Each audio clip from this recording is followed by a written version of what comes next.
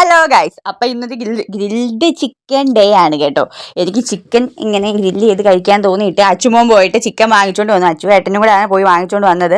അങ്ങനെ രാത്രി ആയപ്പോഴാണ് ഞങ്ങൾ ഇതെല്ലാം കൂടെ സെറ്റ് ചെയ്ത് എടുത്തത്. കനലൊക്കെ കത്തിച്ചെടുക്കാൻ ഒരുപാട് പാടുപെട്ടു കേട്ടോ, എൻ്റെ കെട്ടിയവനും അനിയനും കൂടി. അപ്പോഴത്തെ ഞാൻ ചിക്കനൊക്കെ കഴുകിയിട്ട് മസാലയൊക്കെ തേച്ച് നല്ല സെറ്റാക്കി ഫ്രിഡ്ജിൽ വെച്ചിട്ടുണ്ടായിരുന്നു. അത് കഴിഞ്ഞ് ഗ്രില്ലൊക്കെ ഇതൊക്കെ കനലൊക്കെ നന്നായിട്ട് കത്തി പിടിച്ച് കഴിഞ്ഞപ്പോഴത്തേനും അതൊക്കെ എടുത്ത് അതിനകത്ത് വെച്ചു, സെറ്റാക്കി എടുത്തു. അപ്പം നാസിലാക്കായി, രഞ്ജിത്തേട്ടനും പിന്നെ അപ്പുറത്തെ വീട്ടിലെ കൊച്ചച്ചുമോനും എല്ലാവരും ഉണ്ടായിരുന്നു കേട്ടോ. ഭയങ്കര ഹാപ്പി ആയിരുന്നു. ഞങ്ങൾ അടിപൊളി രസം, ഭയങ്കര രസമായിരുന്നു കേട്ടോ. എല്ലാവരും കൂടി ഇങ്ങനെ ഒത്തുകൂടിയപ്പോഴത്തേനും പിന്നെ കുറേ നേരം ഒരുപാട് കാര്യങ്ങൾ ഇങ്ങനെ എല്ലാവരും അങ്ങോട്ടും ഇങ്ങോട്ടും സംസാരിച്ചിരിക്കുന്നുണ്ടായിരുന്നു. പിന്നെ ചിക്കനൊക്കെ എന്തായാലും ഗ്രില്ലായിട്ട് വരാൻ കുറേ സമയം എടുത്തു, മണിക്കൂറുകൾ പിന്നിട്ടു.